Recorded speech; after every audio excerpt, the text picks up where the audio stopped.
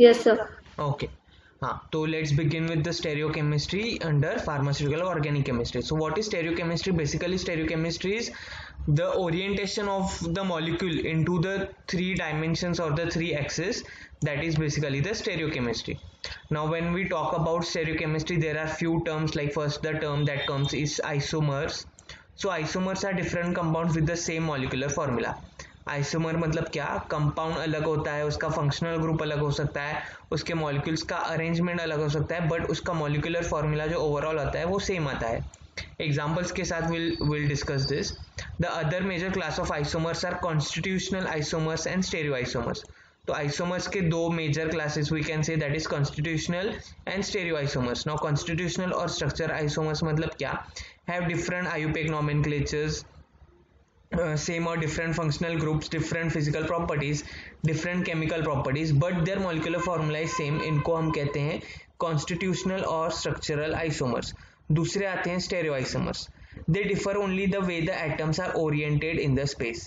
इनमें क्या डिफरेंस होता है स्टेरियो आइसोमर्स में कि एटम स्पेस में जो एटम्स हैं वो कैसे ओरिएंटेड हैं, कैसे प्लेस्ड हैं, ओके, डायमेंशन वाइज वो सिर्फ फर्क आता है, बाकी सब नॉमेनक्लेचर सेम आता है, उसके बाद फंक्शनल ग्रुप सेम आता है, फिजिकल प्रॉपर्टी ऑलमोस्ट सेम होती है. तो they have identical IUPAC names but except for a prefix that is sis or trans या कुछ और डी और एल, या ये थोड़ा बहुत उसमें डिफरेंट होता है नेम में. They always have same functional groups. इनमें फंक्शनल ग्रुप्स हमेशा सेम होते हैं स्टेरियो आइसोमर्स में. Okay, a particular three dimensional arrangement is called a configuration. Configuration मतलब क्या, थ्री डायमेंशनल अरेंजमेंट मतलब क्या, X Y and your Z axis, इन तीनों एक्सिस में वो जो मॉलिक्यूल आपका है, जो भी मॉलिक्यूल होगा आपका, वो कैसे ओरिएंटेड है इन थ्री एक्सिस में, that is your configuration. You can also draw your three axes like this, and if your molecule is placed in between, so how it is directed towards x, towards y, towards x and towards z axis. So this will help you find out its configuration. उसके बाद एक term है स्टेरियोआइसोमर्स differ in configuration. तो स्टेरियोआइसोमर्स क्या होते हैं, किस चीज में डिफर करते हैं, जो ओरिएंटेशन इन द स्पेस, और इस ओरिएंटेशन इन द स्पेस को ही हम बोलते हैं कॉन्फिगरेशन. मतलब इस स्टेरियोआइसोमर्स से कॉन्फिगरेशन में डिफर करते हैं, बाकी सब चीजें इनकी सेम होती हैं. हम कुछ एग्जांपल्स देखते हैं. Comparison of constitutional isomer and stereo isomer. तो यहाँ पे हमने दोनों आइसोमर्स का कंपैरिजन दिखाया है. तो you can C constitutional isomer. पहले यहाँ पे देखिए कॉन्स्टिट्यूशनल आइसोमर क्या दिया है, C6H14 C6H14, दोनों का मॉलिक्यूलर फॉर्मूला सेम है, ओके, बट स्ट्रक्चर डिफरेंट है. देखो ये CH3 सेकेंड नंबर पे लगा हुआ है, ये CH3 थर्ड नंबर पे लगा है. इनका IUPAC नॉमेनक्लेचर जो है 2 मिथिल पेंटेन 3 मिथिल पेंटेन, ये भी डिफरेंट है. Same molecular formula but different names, different structural arrangement. So these are constitutional isomers. अब यहाँ पे आ जाइए, there is stereo isomers. Stereo isomers में देखो molecular formula C7H14 C7H14, isomer है तो मॉलिक्यूलर फॉर्मूला तो सेम आएगा, बट यहाँ पे क्या है, इसका बाकी का नेम इतना 1,2 डायमिथिल साइक्लोपेंटेन 1,2 डायमिथिल साइक्लोपेंटेन, ये भी सेम है, सिर्फ इसका जो प्रीफिक्स है सिस और ट्रांस इतना सिर्फ डिफरेंट है. इवन स्ट्रक्चर भी आप देखोगे तो सेम है, यहाँ पे डॉटेड और यहाँ पे आप देखोगे कि वेज शेप है, इतना फर्क है. और this is just because of the orientation और द कॉन्फिगरेशन. तो यहाँ पे क्या चेंज है, एक तो ये सिस और ट्रांस और दूसरा कॉन्फिगरेशन, मतलब ये प्लेन के आगे है, ये प्लेन के आगे है. ये जो वेज होता है ये प्लेन के ऊपर होता है, ये प्लेन के नीचे होता है, मतलब ये स्क्रीन के पीछे है CH3, ये स्क्रीन के ऊपर है. तो सिर्फ एक इतना चेंज होने की वजह से इसका ये नाम सिस और ट्रांस हो जाता है, and they become stereo isomers of each other. Isomer means same molecular formula, stereo isomer same molecular formula but different in their configuration. Constitutional isomer same molecular formula, constitutional different in their constitution, मतलब वो बनाना मतलब उसको बनाने में जो लगता है constitution, मतलब जैसे क्या हो गया, फंक्शनल ग्रुप हो गया, ये पोजिशनिंग हो गई, इसका नेम हो गया, ये सब चीजें इसमें डिफर होती हैं. Next is classification of isomers. So in general classification यहाँ पे दिया है, जैसे कि we need to focus mostly on stereoisomer, तो I had focused on that. So isomers, constitutional isomers, फिर उसमें चेन आइसोमर हो गया, आपका ब्रांच आइसोमर हो गया ज्योमेट्रिकल आइसोमर्स के अंडर, फिर चेन है या ब्रांच्ड है, ठीक है, ये वाले कॉन्स्टिट्यूशनल आइसोमर्स के अंडर आ जाते हैं, जो कि आपने 11-12 में भी पढ़े होंगे. उसके बाद आता है stereo isomers, which is very important and जो हम यहाँ पे डिस्कस करने वाले हैं. तो under stereo isomers you can see enantiomers, these are mirror images, and diastereomers, these are non-mirror images. These diastereomers can be further classified into configurational diastereomers and cis-trans diastereomers. तो हम ये सब देखने वाले हैं, बट इन जनरल मैंने आपको ये पहले ही बता दिया, ये हम थोड़ा बाद में देखेंगे. पहले हम और भी कुछ स्टेरियो आइसोमरिज्म के रिलेटेड पॉइंट्स देखेंगे, उसके बाद will go for enantiomers as well as diastereomers as, और डायस्टेरोमर्स में configurational as well as cis trans. So first will be looking for constitutional isomer. जैसे कि मैंने कहा कॉन्स्टिट्यूशनल आइसोमर, जिसमें अब आप यहाँ पे देख सकते हो केमिकल फॉर्मूला और मॉलिक्यूलर फॉर्मूला है C4H10, बट इसका नाम है ब्यूटेन, इसका है 2-methyl propane, जस्ट बिकॉज इसका अरेंजमेंट अलग है, इसका अरेंजमेंट एंड इसका arrangement. Okay, so these are constitutional isomers. Constitutional isomers have which have the same molecular formula but differ in the way the atoms are connected. Atoms कैसे connected हैं वो इसमें differ है. Stereo isomers में atoms कैसे connected हैं वो भी सेम होता है, एटम्स वही होते हैं, जस्ट उनका ओरिएंटेशन अलग होता है. यहाँ पे कुछ एग्जांपल्स हैं कॉन्स्टिट्यूशनल आइसोमर्स के. Ethanol and dimethyl ether. Now see CH3 CH2OH and CH3OCH3. इसमें C2 है, C2 है, उसके बाद H3 4 5 6 3 3 6 एंड एक O. तो मतलब इसका मॉलिक्यूलर फॉर्मूला सेम है, बट इसका फंक्शनल ग्रुप भी अलग है. ये देखो, ये अल्कोहल है, ये इथर है. ओके, सो फंक्शनल ग्रुप अलग है, अपना स्ट्रक्चरल अरेंजमेंट अलग है, और क्या अलग है, इसका नॉमेनक्लेचर अलग है. These are constitutional isomers. और एग्जांपल है 1-chlorobutane and 2-chlorobutane. यहाँ पे क्लोरो 2 पे है, यहाँ पे क्लोरो 1 पे है, हो गए constitutional isomer. Then you have pentane and isopentane.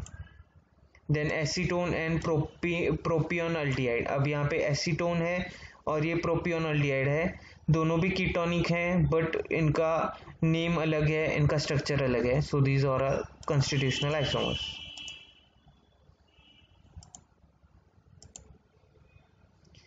अब कॉन्स्टिट्यूशनल आइसोमर्स, यहाँ उसके under we can say comes the geometrical isomers. और ज्योमेट्रिकल, अब अलग अलग बुक्स में कहाँ कॉन्स्टिट्यूशनल आइसोमर्स के अंडर ज्योमेट्रिकल आइसोमर आता है, कहीं कहीं कॉन्स्टिट्यूशनल, ज्योमेट्रिकल और स्टेरियो, ये तीनों एक ही लाइन में होते हैं.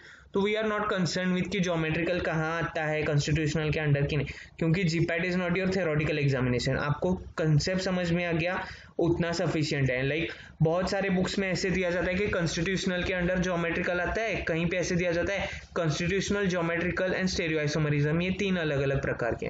तो डोंट गेट कंफ्यूज्ड, उसको छोड़ दो वो चीज को, बिकॉज क्या है कि एग्जाम में आपको थ्योरी लिखनी है नहीं, सब दिया होगा, आपका क्वेश्चन होगा, उसके सामने आपके ऑप्शंस भी होंगे, ना आपको स्पेलिंग ध्यान रखनी है, ना कुछ, ना प्रोनाउंसिएशन, बस आपको राइट आंसर को क्लिक करना है एंड सबमिट करना है. So let's see geometrical isomers. The pi bond in a alkene does not permit rotation, thus all of the atoms attached directly to the alkene lie in a plane. अब यहाँ पे geometrical isomers specifically double bond के related होते हैं. यहाँ alkyne जब आता है, तो मतलब जब डबल बॉन्ड आता है उसको हम अल्कीन बोलते हैं. तो जब डबल बॉन्ड आता है तो this compound don't permit rotation, मतलब ये ऐसे रोटेट नहीं हो सकता. Okay, double bond don't permit rotation, तो ये ना एक ही प्लेन में हो जाता है, मतलब एक सिंगल पेपर पे, ना ऊपर ना नीचे. ओके, एक सिंगल प्लेन पे ये स्ट्रक्चर आ जाता है, बिकॉज यहाँ पे रोटेशन अलाउड नहीं होता डबल बॉन्ड की वजह से. Groups attach to the alkene could be position to the same side of the alkene और on opposite side of the alkene. तो अब यहाँ पे क्या होता है कि पोजिशनिंग ऑफ ग्रुप, मतलब सेम साइड पे करना है या opposite side of alkene. Such compounds are differ in different chemical and physical properties as well as in their geometry, so they are called as geometrical isomers. तो यहाँ पे हम क्या देखेंगे कि ज्योमेट्री अलग है. ज्योमेट्री अलग मतलब क्या, positioning of atoms is different atom same है, सब सेम है, सिर्फ पोजिशनिंग अलग है। और पोजिशनिंग किसके बेसिस पर, डबल बॉन्ड की किस साइड पे क्या आएगा उसके बेसिस पे यहाँ पे पोजिशनिंग मैटर करती है। Example, if two butene, the methyl group can be located on the same side or on the opposite side of the double bond, giving rise to two geometrical isomers। अब ये देखो यहाँ पे 2 butene का structure है। 2 butene मतलब second position पे आपका डबल बॉन्ड आता है, ठीक है, और 4 कार्बन है, 1 2 3 4। नाउ ये CH3 और ये CH3 ये किस साइड पे आने चाहिए, मतलब ये दोनों एक साइड पे हैं, एक ही साइड पे हैं इस डबल बॉन्ड के, और ये अपोजिट साइड पे हैं। Okay, so based on this arrangement of their geometry they are classified as cis and trans. तो अगर सेम साइड पे हैं दोनों बड़े ग्रुप, ठीक है, तो वो आ जाता है सिस 2 ब्यूटीन, और दोनों अगर डिफरेंट साइड पे हैं, ये ऊपर है ये नीचे है, तो यहाँ पे आ जाता है ट्रांस 2 ब्यूटीन। ओके, सो सिस मेजर ग्रुप की बात होती है यहाँ पे। ओके, मेजर ग्रुप मतलब ये हेवी है, इससे ज्यादा ये हेवी है, तो जो हेवी एटम वाला ग्रुप है वो किस साइड पे है उसको कंसीडर किया जाता है। The isomer with the group on the same side is called cis isomer, while the isomer with the group located on the opposite side is called the trans isomer. Trans isomer of compound are usually more stable than the cis isomer। ये एक चीज ध्यान में रखिए, कभी कभी आपको ना 4 स्ट्रक्चर दिए जाते हैं, ठीक है, उसमें पूछा जाता है कि स्टेबिलिटी बताओ, तो ट्रांस अगर होगा उसमें इट इज मोर स्टेबल।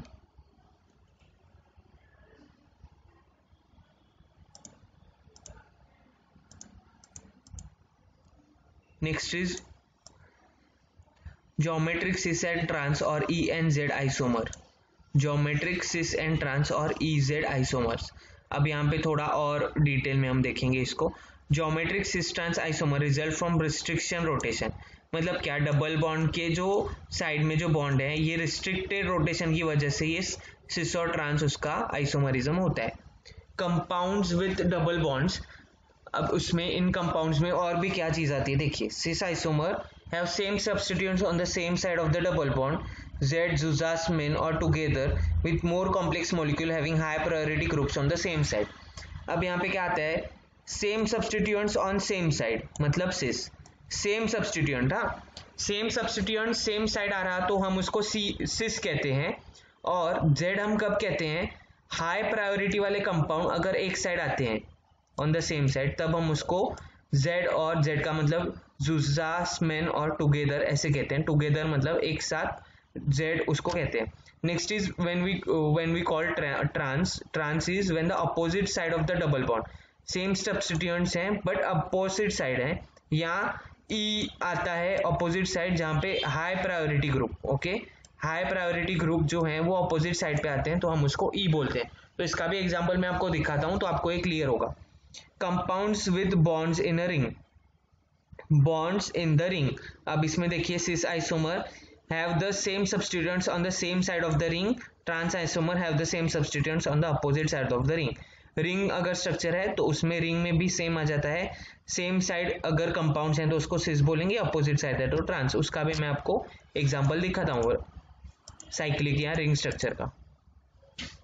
अब यहाँ पे देखिए what we have, cis trans geometric isomerism in alkenes, पहले है ये सिस 1,2 डाइक्लोरोइथेन, ओके, और क्या है इसमें Z भी आता है 1,2 dichloroethane. Why Z, because both are of high priority and both are on same side, so it is also Z, it is also cis. यहाँ पे ट्रांस है opposite side as well as E because high priority compounds are on opposite side.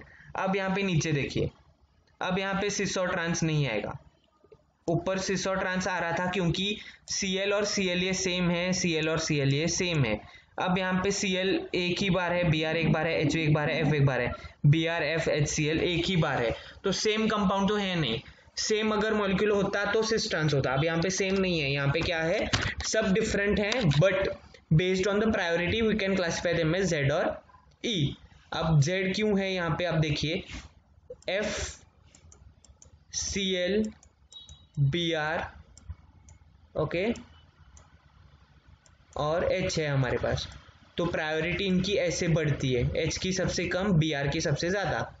तो अब यहाँ पे अगर हम high priority वाले देखते हैं तो यहाँ पे Br और Cl are high priority compounds than H and F. So ये दोनों एक ही साइड पे हैं, इसलिए we have named it as Z. Z means together. Okay, next is E वाले इसमें आप देखिए Br ऊपर है Cl नीचे है, तो they are in opposite side of the double bond, तो it is a E means opposite, Z means together. आ गया समझ में? क्लियर? Yes sir. बहुत इजी है, कुछ भी इसमें नहीं है.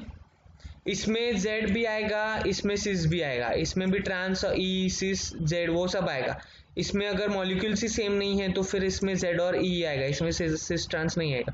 सिस ट्रांस सिर्फ तभी आता है जब दोनों साइड पे मॉलिक्यूल सेम हो. अब यहाँ पे Cl Cl H H ये दोनों साइड पे सेम थे इसलिए.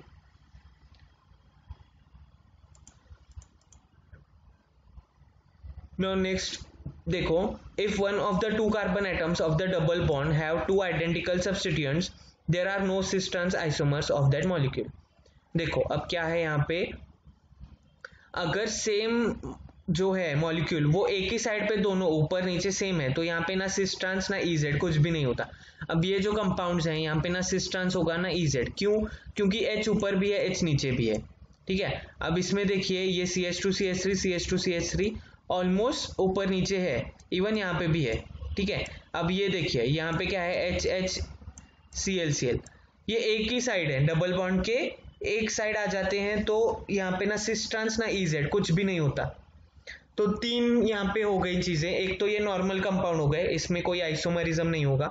दूसरे कंपाउंड होते हैं जिसमें आपका सिस ट्रांस होता है, उसमें EZ भी हो सकता है. और तीसरे कंपाउंड है जिसमें सिस ट्रांस नहीं हो सकता पर EZ हो सकता है.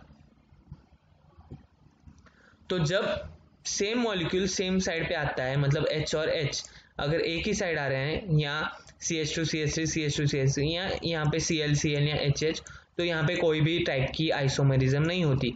तो जानबूझ के जीपैट में ऐसे एग्जांपल दिए जाते हैं, 4 एग्जांपल में से पूछा जाता है which of the following would be showing Z isomerism, cis isomerism, trans isomerism. और स्टूडेंट्स यहाँ पे कंफ्यूज हो जाते हैं, बोलते हैं अरे ये स्ट्रक्चर में भी हो सकता है, इसमें भी हो सकता है, वो स्किप कर देते हैं. ठीक है, पहली बात तो ना स्ट्रक्चर वाला जो क्वेश्चन आता है ना, स्टूडेंट्स क्या पता क्यों स्किप करते हैं. ठीक है, वो देखते नहीं है, ध्यान से पढ़ते नहीं है, अरे ये इसमें स्ट्रक्चर्स हैं, छोड़ो आगे चलते हैं. उल्टा ना स्ट्रक्चर वाले क्वेश्चंस बहुत इजी होते हैं. You try to read them and try to attempt them. I would suggest 80% chances हैं कि you would be correct. Okay, because questions इतने इजी होते हैं स्ट्रक्चर वाले, but students try to avoid them just because questions lengthy होते हैं या students को डर लगता है यार ये क्या आ गया. Next is identifying cis and trans isomers of alkene. तो यहाँ पे क्या है, एग्जांपल है name of the following geometric isomers. अब यहाँ पे नेम्स भी मैंने मेंशन किए हैं. अब आप यहाँ पे देखिए, पहले तो हमें इतने बड़े स्ट्रक्चर में डबल बॉन्ड ढूंढना है, क्योंकि डबल बॉन्ड के साइड पे बेसिस पे ट्रांस और सिस फिक्स होता है. तो हमने यहाँ पे डबल बॉन्ड ढूंढ लिए. अब हमें क्या देखना है कि यहाँ पे इस डबल बॉन्ड के यहाँ पे ये एक मॉलिक्यूल है, ये एक मॉलिक्यूल है और क्लोरीन है. तो ऑब्वियसली ये ऊपर है, ये नीचे है, ये ऊपर है, ये ऊपर है, ये नीचे है, तो ऑपोजिट डायरेक्शंस में ये आएगा आपका ट्रांस. यहाँ पे क्या है देखो, CH3 ये नीचे है. ओके, और CH2 ये दोनों ऊपर है. फॉर एग्जाम्पल ये एक बड़ा एटम है, ये एक बड़ा एटम है, ये दोनों ऊपर वाले साइड में है, तो ये आ गया सिस. एक बार फिर से दिखाता हूँ ऊपर और नीचे वाला. I will highlight with some different colours. This is upper, this is lower. Okay, this is your lower, this is upper. ये इसमें सीधी तरह से दिखाई दे रहा है. इसमें मैं बताता हूँ, इसमें डबल बॉन्ड में ये लोअर है, ये लोअर है, ये ऊपर का है और ये ऊपर का है, और ये यहाँ पे डबल बॉन्ड है. तो इसके हिसाब से ये ऊपर वाले एक जगह पे हैं बड़े मॉलिक्यूल, तो ये हो गया आपका सिस. इसमें बड़ा मॉलिक्यूल ये नीचे है, ये ऊपर है, इसलिए होगा ये ट्रांस.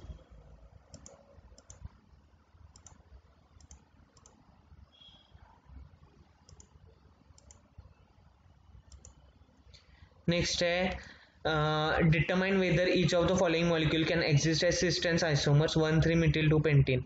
तो यहाँ पे 1,3 मिथिल 2 पेंटीन एग्जाम्पल दिया गया है, और ये सिस और ट्रांस में हो सकते हैं क्या, वो हमें बताना है। तो सिस और ट्रांस में हो सकते हैं बिकॉज यहाँ पे ये जो मॉलिक्यूल है ये सेम है। ओके, CH3 दोनों साइड पे सेम है, यहाँ पे भी CH3 दोनों साइड पे सेम है। ओके, तो CH3 ये ऊपर है ये नीचे, इसलिए ये ट्रांस है। सिस बिकॉज ये दोनों एक साइड है, तो यहाँ पे क्या हो सकता है, सिस एंड ट्रांस इज पॉसिबल।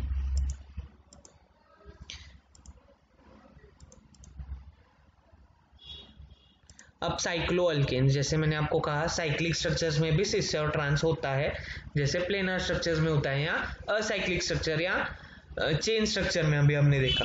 तो सिमिलरली हम यहाँ पे देखेंगे इन cyclic structures. Cis trans isomers are molecules having the same arrangement of atom but differ in the spatial orientation of their substituents.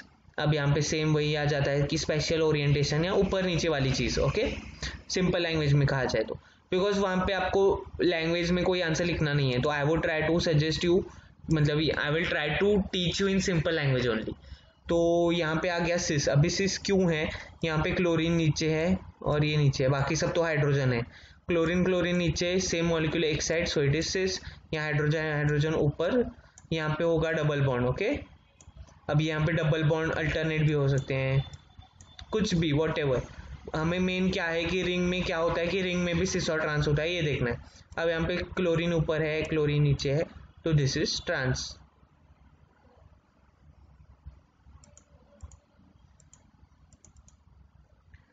Determine whether the following substituent cycloalkanes are cis or trans isomers.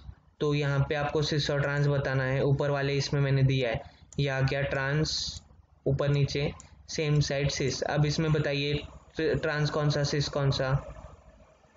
Actually दोनों same ही है, just मैंने फिर से ऐसे simple draw किया। तो obviously ये हो गया आपका ट्रांस, ये हो गया आपका सिस। ईजी है, बहुत ईजी है। Next important point in your stereochemistry is optical activity. Now when we talk about optical activity, आपने बहुत बार पढ़ा होगा, देखा होगा, सुना होगा, but important है। Optical activity is the ability of a chiral molecule to rotate the plane of plane polarized light measured using a polarimeter. तो सिंपल टर्म्स में मैं बताता हूँ ऑप्टिकल एक्टिविटी क्या होता है। पहले मैं आपको उसकी डेफिनेशन बताता हूँ। तो what is optical activity? It is the ability of a substance to move the plane of plane polarized light to a different direction, maybe to a right hand side direction or to a left hand side direction. ये हो गई optical activity की basic definition. अब इसमें क्या होता है, for example हमारे पास एक सॉल्यूशन है। ओके, उस सॉल्यूशन में what we had to do is we have to pass our plane polarized light। उस सॉल्यूशन से हमें लाइट पास करनी है। तो प्लेन पोलराइज्ड लाइट ना सीधी होती है, एकदम स्ट्रेट डायरेक्टेड होती है। फिर उस सॉल्यूशन में से पास होने के बाद वो जो लाइट है वो एक तो थोड़ी बहुत डिफ्लेक्ट होती है राइट हैंड साइड को या लेफ्ट हैंड साइड को, एंड बेस्ड ऑन दैट हम बताते हैं कि ये लिक्विड जो है ऑप्टिकली एक्टिव है कि नहीं, और ऑप्टिकली कैसा एक्टिव है, मतलब लेफ्ट हैंड साइड ओरिएंटेड है या राइट हैंड साइड ओरिएंटेड है। और अगर उसमें से लाइट जैसे की तैसी सीधी की सीधी बाहर आई, देन दैट कंपाउंड और that solution is optically inactive. Okay, तो फॉर एग्जांपल मैं आपको बताता हूँ कि आपने पढ़ा होगा फार्माकोग्नोसी में टॉपिक वोलेटाइल ऑयल्स। अब सब वोलेटाइल ऑयल्स ऑप्टिकली एक्टिव हैं, मतलब क्या, वो ऑप्टिकल एक्टिविटी दिखाते हैं। मतलब फॉर एग्जांपल हमने एक वोलेटाइल ऑयल ले लिया आपका यूकेलिप्टस ऑयल। ओके, एक बीकर ले लिया मैंने, उसमें यूकेलिप्टस ऑयल डाला, उसके बाद मैंने प्लेन पोलराइज लाइट एक जगह से मैंने पास की एक साइड से, और नेक्स्ट साइड से मैंने देखा तो प्लेन पोलराइज लाइट जो थी वो थोड़ी लेफ्ट हैंड साइड डेविएट हो रही थी। तो what I saw is the oil is showing optical activity, okay, and this optical activity is just because of presence of some optically active ingredients in that substance or in that oil. So ये होता है आपका optical activity। आपको आ रही है ना मेरी आवाज? Yes sir। Okay, तो प्लेन पोलराइज्ड लाइट के बारे में पहले देखते हैं। Light that has been pass through a Nicol prism और other polarising medium so that all of the vibrations are in the same plane. ये नॉन पोलराइज्ड लाइट है, इसको हम एक निकोल प्रिज्म में से पास करते हैं या किसी और मटेरियल से, और ये जो वाइब्रेशंस हैं इसके वो सब एक लाइन में अलाइंड करवा देते हैं, उसको हम बोलते हैं प्लेन पोलराइज लाइट। ओके, सो ये जो प्लेन पोलराइज लाइट है हम क्या करेंगे, किसी सॉल्यूशन में से किसी कंपाउंड में से पास करेंगे। ना यहाँ पे एक इंस्ट्रूमेंट का नाम दिया गया, that is polarimeter, an instrument used to measure optical activity. मतलब कितना, okay let me complete this thing, फिर मैं बताता हूँ ऑप्टिकल एक्टिविटी मेजर करना क्या होता है। A simple polarimeter consist of light source, polarising lens, simple tube and analysing lens. तो यहाँ पे पोलरीमीटर का यहाँ पे स्ट्रक्चर दिया गया है, लाइट सोर्स होता है, उसमें सैंपल ट्यूब होती है, पोलराइजर होता है और एनालाइजर होता है। अब मैं बताता हूँ क्या है। इस सैंपल ट्यूब में हमने डाला अपना यूकेलिप्टस ऑयल। ओके, यहाँ से लाइट सोर्स आती है, ये कॉमन लाइट सोर्स है। फिर पोलराइजर से ये लाइट सोर्स यूनिडायरेक्टेड होती है या प्लेन पोलराइज होती है। ये प्लेन पोलराइज लाइट इसमें से पास होगी, ये लाइट ऐसे टेढ़ी होगी, may be right hand side और लेफ्ट हैंड साइड। अब यहाँ पे राइट हैंड साइड हुई है, तो राइट हैंड साइड डेविएट हुई है, तो कितनी डेविएट हुई है, किस डिग्री से वो डेविएट हुई है, वो मेजर करना, मतलब ऑप्टिकल एक्टिविटी मेजर करना हो गया। Okay, so you have to analyze the optical activity by which direction the light is deviated। और यहाँ पे आपकी आँख है, यहाँ से आप देख सकते हो और ये मेजर कर सकते हो। मे बी आपने कॉलेज में ये यूज भी किया होगा पोलरीमीटर, ठीक है। तो polarimeter is use to measure the optical activity. Optical activity मतलब क्या मेजर किया जाता है, तो किस डिग्री एंगल से ये लाइट को डेविएट किया गया है या ये लाइट मूव हुई है। ओके,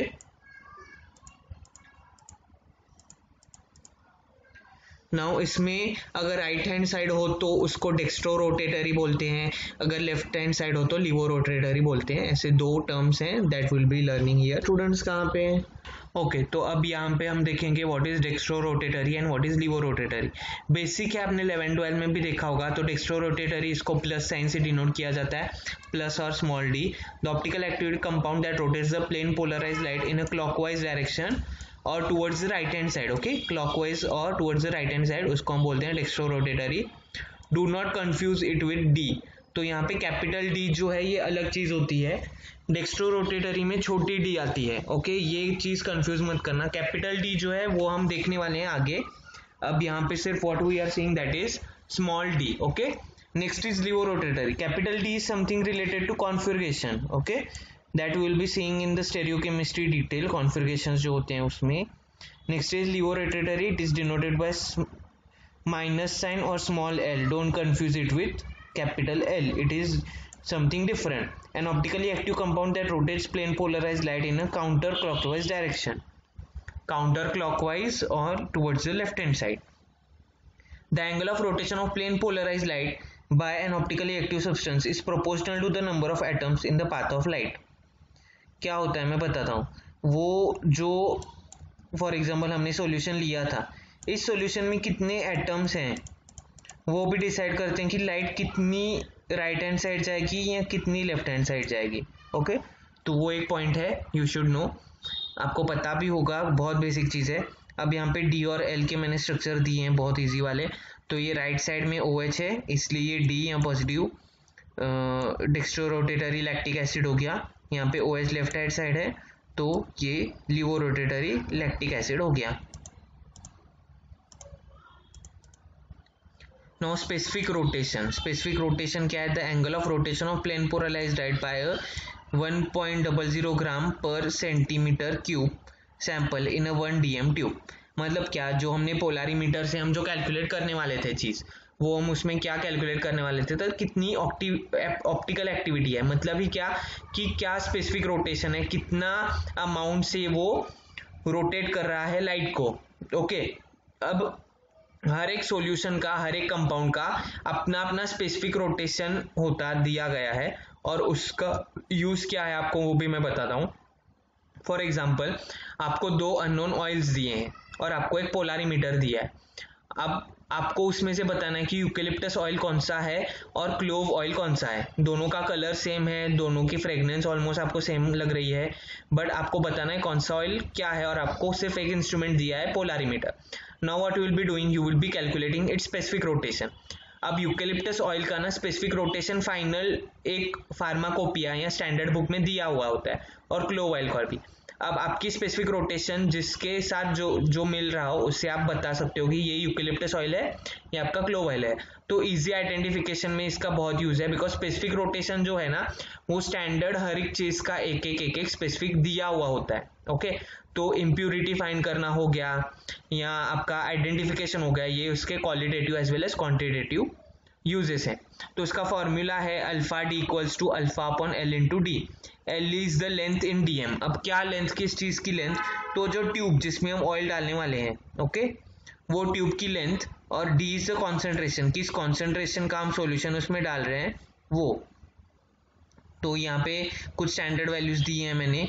सो और डी जो है वो सोडियम लैंप होता है, लैम्बडा 589 माइक्रोमीटर होता है, तो ये आप चीज ध्यान में रखिए। अब एलानिन जो है उसका प्लस 8.5 है, प्लस मतलब क्योंकि वो डेक्स्ट्रो रोटेटरी है। लैक्टिक एसिड हमने लिया वो लिवो रोटेटरी था, उसका -3.8। तो ये उनकी स्पेसिफिक रोटेशन की वैल्यूज हैं, finalised values angle of rotation की, alpha D. Specific rotation depends on the nature of substance, wavelength of light used, concentration of the solution, thickness of the layer, nature of the solvent and temperature at which the experiment is conducted. तो ये specific rotation इन सब चीज़ों पे depend करती है। ये अगर सब चीज़ें आपने कांस्टेंट रखी और अब सिर्फ आपने सब्सटेंस चेंज किया तो आपके रिजल्ट सेम आएंगे फिर से, नहीं तो फिर टेम्परेचर चेंज हुआ, सॉल्वेंट चेंज हुआ, thickness of layer, solution concentration, ये चेंज करोगे तो सब रिजल्ट चेंज आएंगे। तो these all things vary your results. Now next is about chirality or chirality. So what is chirality or chirality and what is asymmetric center? तो आपको पता होगा chirality और chirality क्या है कि for example there is a carbon atom and it is substituted with 4 different atoms. Okay, कोई भी सेम नहीं है, OH अलग है, H अलग है, CH अलग है, COH अलग है। तो ये कार्बन का जो सेंटर है, ये कार्बन, इस कार्बन को हम बोलते हैं कायरल एटम और कायरल कार्बन। ओके, क्योंकि it has all 4 different molecules attached. Chirality is not reserved just for objects. Molecules can be chiral. Chiral molecules generally molecules containing a asymmetric center. मतलब क्या, इसमें ये एक asymmetric center है। Asymmetric chiral center, tetrahedral atom bond to different 4 different atoms indicated by a asymmetric, और ये वाली sign asymmetric sign जो होती है मैंने यहाँ पे दिखाई है वो। तो असिमेट्री या कायरल ये दोनों चीजें सेम है, अकायरल अलग है। ओके, अचिरल और अकायरल अलग है। असिमेट्रिक या कायरल होना एक ही चीज होती है। असिमेट्रिक मतलब कोई भी चीज सेम ना होना, और उसको दूसरा हम कहते हैं कि वो कायरल है, और उसको हम उस जो सेंटर है असिमेट्रिक सेंटर उसको हम एस्ट्रिक्स इस साइन से मार्क करते हैं। जैसे कि नीचे you can C 4 octanol 2 bromobutane 2 4 dimethyl hexane, इसमें कायरल सेंटर को एस्ट्रिक्स से मार्क किया है। कायरल सेंटर क्यों वहां पे मार्क किया है, क्योंकि उनको वो कार्बन पे चारों डिफरेंट एटम्स हैं। यहाँ पे इस कार्बन पे चारों डिफरेंट एटम है, यहाँ पे इस कार्बन पे चारों डिफरेंट एटम है, ये वाला और ये वाला। फर्दर रिलेटेड टू कायरलिटी, तो यहाँ पे कुछ कायरल ऑब्जेक्ट्स हैं।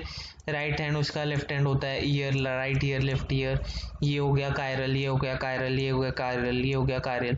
तो chiral objects are objects with left handed and right handed forms, मतलब उसमें उसका एक लेफ्ट हैंडेड फॉर्म होता है, इसका राइट हैंडेड फॉर्म होता है। जैसे कि आपका हाथ हो गया, तो दोनों एक दूसरे के ऑपोजिट हैं पर दोनों सेम है। ओके, लेफ्ट हैंडेड और राइट हैंडेड है। Achiral objects that have super imposable mirror images, और ये जो होते हैं चीजें वो सुपर इम्पोजिबल नहीं होती, बट अकायरल जो होती हैं वो सुपर इम्पोजिबल मिरर इमेजेस होती हैं। Non superimposable mirror images, a mirror image that is not the same as the image itself. Chiral objects have non superimposable mirror images. मतलब मैं एकदम simple example बताता हूँ। ये हाथ मैंने इस हाथ के ऊपर रखा, ओके, तो ये क्या हो गया, ये इसके ऊपर सुपर इम्पोजिबल नहीं है, जैसा का वैसे रखा, घुमा के नहीं रखना है। एक हाथ लिया आपने, फॉर एग्जांपल आपका राइट हैंड आप लो, आपके हाथ में ऐसे सीधा रखो, उसके ऊपर लेफ्ट हैंड रखो, तो ऑब्वियसली अंगूठा राइट हैंड का एक साइड आएगा, लेफ्ट हैंड का दूसरे साइड आएगा। तो ये नॉट सुपर इम्पोजिबल है। एक दूसरे के ऊपर रखने के बाद वो दोनों मैच नहीं हो रहे हैं। जो चीजें एक दूसरे के ऊपर रखने के बाद मैच नहीं होती वो कायरल होती हैं या वो चिरैलिटी दिखाती हैं। जो चीजें एक दूसरे के ऊपर रखने के बाद भी सेम दिखती हैं वो अकायरल होती हैं या अचिरल होती हैं। जैसे कि यहाँ पे चेयर है, फोक है, एक ग्लास है। फोक के ऊपर फोक रखा तो दोनों मैच होते हैं, ग्लास के ऊपर ग्लास रखा दोनों मैच होते हैं, चेयर के ऊपर चेयर रखी दोनों मैच हो रहे हैं। इस हाथ के ऊपर हाथ रखा तो दोनों मैच नहीं हो रहे हैं, कान के ऊपर कान रखा नहीं होगा मैच। और यहाँ पे ये चेयर्स हैं तो मतलब एक जो है वो ड्राइविंग वाले ड्राइवर की चेयर है वो यहाँ पे ऑपोजिट साइड पे है तो वो भी मैच नहीं हो रहा है।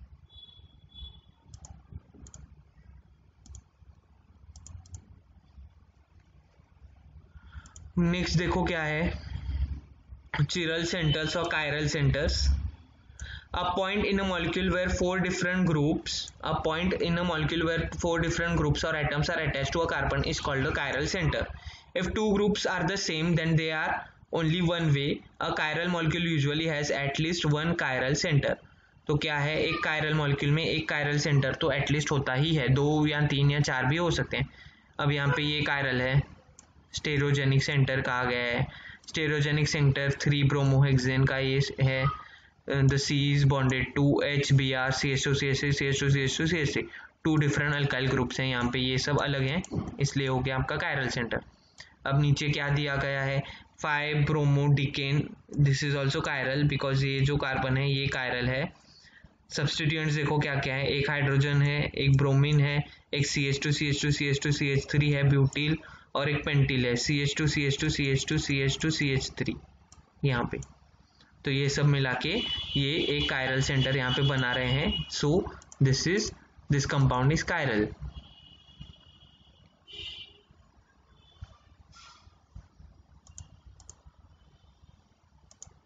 अब यहाँ पे क्या है, एक एक्टिविटी मैंने दी है, यहाँ एक एग्जांपल दिया है, label the stereogenic centres in each molecule and decide if they are chiral or no. अब यहाँ पे बताइए यहाँ पे स्टेरोजेनिक सेंटर क्या हो सकता है, ये हो सकता है, मुझे बताओ ये कायरल है कि नहीं मॉलिक्यूल, पहला वाला ये ए ऑप्शन रखो, क्या अकायरल, अकायरल है, yes because this and this is same, so this is achiral, this is not chiral, तो ये कायरल नहीं है। अब बी ऑप्शन बताओ, कायरल, ये कायरल है। अगर हम इस कार्बन को पकड़ते हैं तो यहाँ पे CH3 है, यहाँ पे CH और यहाँ पे CH2 है, यहाँ पे OH है, H है, तो सब चारों सब्स्टिट्यूएंट्स अलग अलग हैं इसलिए this is a chiral one. अब यहाँ पे बताओ, chiral, yes this is a chiral atom. और कोई है क्या कायरल एटम यहाँ पे,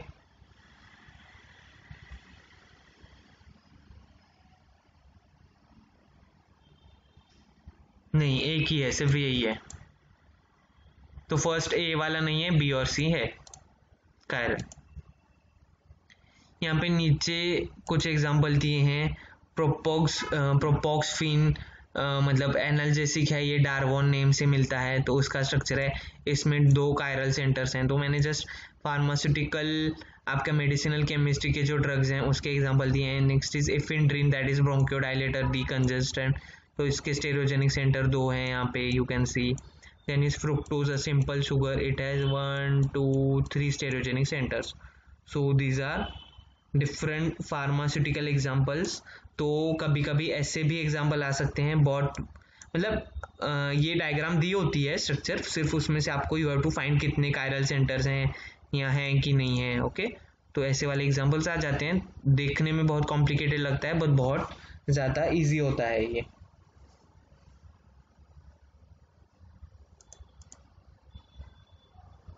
अब यहाँ पे बताओ, how many stereogenic centres that each molecule have, A B C में। यहाँ पे C है, यहाँ पे C है, यहाँ पे CH3 है, यहाँ पे CH3 है, बताओ कितने हैं, 2, बराबर 2 स्टेरोजेनिक सेंटर है, एक ये, दूसरा वी कैन कंसीडर दिस। अब B वाले में 4, 4,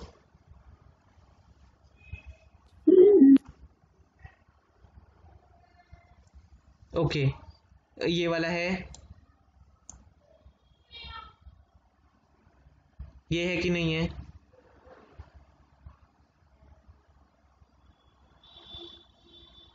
ये नहीं है क्योंकि यहाँ पे CH3 है, यहाँ पे भी only one. यहाँ पे भी CH3 है, तो ये वाला नहीं है, ये कैंसिल हो गया। उसके बाद ये नहीं हो सकता, इसके बाद ये वाला देखते हैं। यहाँ पे ये हम एक कंसिडर कर सकते हैं, ये एक कंसिडर कर सकते हैं, और ये एक पार्ट कंसिडर कर सकते हैं, और यहाँ पे H होगा, तो ये एक है। ओके, उसके बाद ये वाला हो गया, उसके बाद ये भी है। सिमिलरली जैसे इसका पकड़ा वैसे इसका पकड़ सकते हैं। फिर अब इसका बताओ ये है कि नहीं है?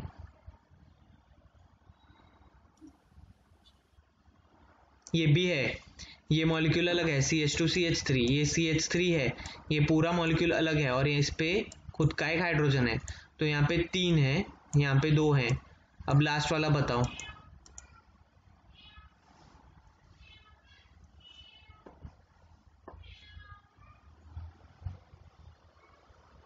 फर्स्ट वाला कायरल है सर.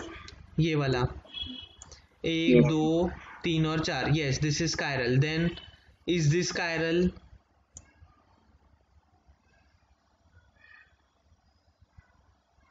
Yes sir.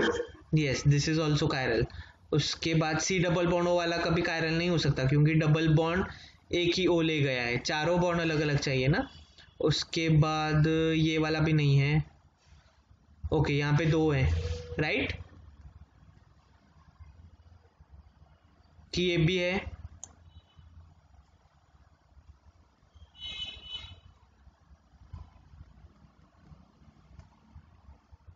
बताओ।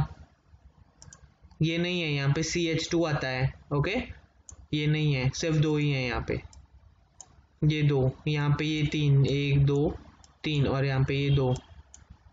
क्लियर? समझा? Yes sir. Okay,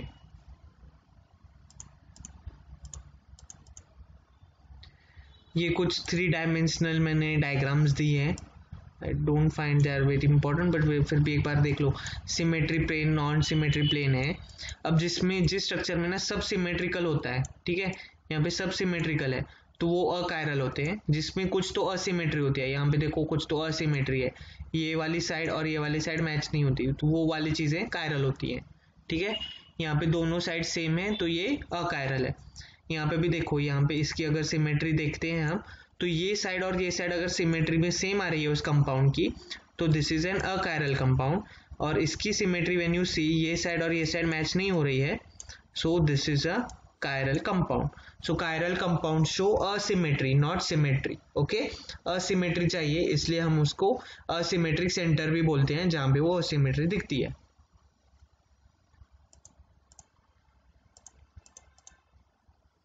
Now next is about configuration, but this point will take time and this can't be completed, and actually we are up with the time. So आगे का जो part है हम अगले lecture में लेंगे। तो is it possible for you guys to join tomorrow morning for the session?